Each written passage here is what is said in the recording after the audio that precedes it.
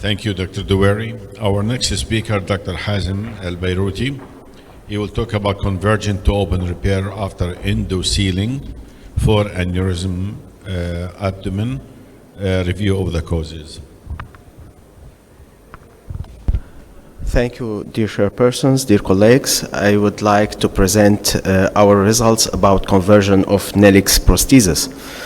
So I will start, first of all, my talk with the guidelines. According to the NICE guidelines, please don't forget that patient with unruptured AAA should be open repaired until there is no contraindication from the anesthetic or surgical side. PAVSS was introduced in 2011 as a truly novel technique, consists of two balloon expandable 10 millimeter endografts surrounded by endobags, which should be with polymer and filled with polymer, and this lead to fill the aneurysm sac, providing both fixation of the endograft and exclusion of any kind of endoleak and endoleak type 2, especially type 2, and exclusion of the aneurysm from the blood flow. So the problem here that this system was really very nice and very easy to implant. Here we don't need to plan the cases because actually the concept here is the same stent, only we have a different length of this stents. That's why intraoperatively we need only a pre-deployment take a measurement between the lowest infrarenal artery to the iliac bifurcation, and can we choose the suitable stents. So after 5 to 10 minutes, the injected liquid polymer will solidify to maintain the shape of provided, to provide a stable fixation. And also, not to forget, this device was approved in Europe.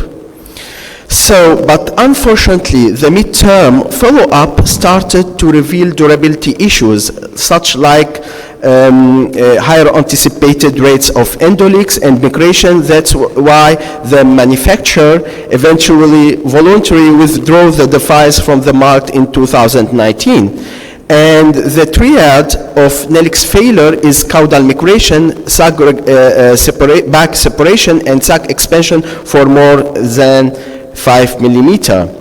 So the long-term outcome from SING shows that a high rate of device failure, about 70%, as we can see in 6 years, and all survival rates was also very low, about 40% after 5 years. So the new guidelines from the ESVS about the failed endovascular aneurysm sealing recommend the explantation by fit patient, surgical fit patient, and all patients treated with Nellix prosthesis or PAVSS concept should be informed and enrolled in enhanced surveillance. So our duty include sending a letter, contacting, first of all, contacting all the patients, and second, send a letter to all surviving patients and to explain to all patients and their relatives about the issues of the Nellix stents, and include also enhanced surveillance of all patients. Actually, in Mainz, we had only one patient who claimed us, and what's ridiculous, this patient has a stable status with no kind of endoleak nor migration. So, as we know by PAVSS, there is always a safe second endovascular treatment, such as balloon angioplasty, aortic extension cuff, endo anchors, bar metal stents, palmas proximalization, embolization, and chimney FIVAR and BVAR. But in Nellix case, there is only two endovascular possibility as redo operation: the NINA procedure, which called as Nellix in Nellix procedure, with or without chimney. And Professor also Kasperchak suggests his innovative custom-made stents from Cook to operate these patients as they do. Actually, I called Dr. Kasperchak and I met him. And we talked many times and for long times, and I told him that personally I was not totally convinced with both of this strategy, because to have a suitable reconstruction you need a stable platform. And as you can see here in the video, the polymer which should be solid, maintain its solid form to fill the aneurysm and to hold the stent in its position. Here, by explanting this Nellix stents, you can show that is deformation and the solid polymer is returned to his liquid status. So the incidence of conversion after EVAR in acute case is 1%, in the late case about 5%, in EVAS is about 17%. The 30-day mortality by EVAR is about 9%. By EVAS, according to our data before 2018 was 15%. After 2018 was 3%. And the most common indication was rupture and endoleak. So this was our data, 41 patients with high morbidity, and actually the patients also have, the most of patients have to had endoleak type 1A, almost 90%, aortic rupture and migration about 30%. Emergency, the patients were operated in emergency case in 36%. Access used intra-abdominally in 95%, and 2 cases in retroperitoneally by chimney EVAS explantation as thoraco-abdominal aortic access, as you can see here. And clamping was 55% suprarenal.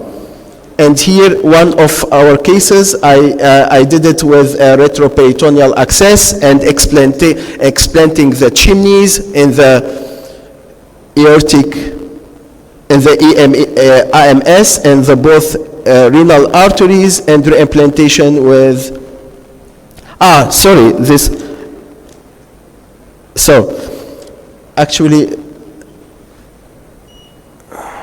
this was intra-abdominal, this was intra-abdominal stent conversion and explantation.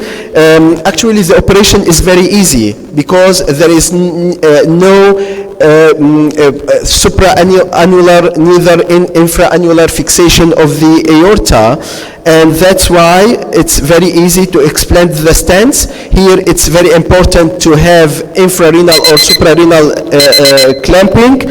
The problem here is only in its distal part, where the uncovered tile, a part of the stent, could be involved or in the aortic or in the iliac wall.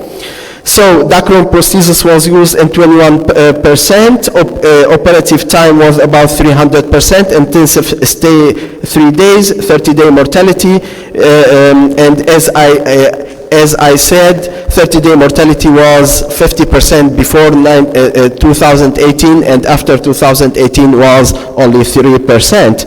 Some picture of expanded Nellix stents. As you can see, the polymer shrinkage and also deformation of the polymer. So, as conclusion, we should identify the patients, inform them and contact them, enhance surveillance, and redo explantation by fit patients. Thank you.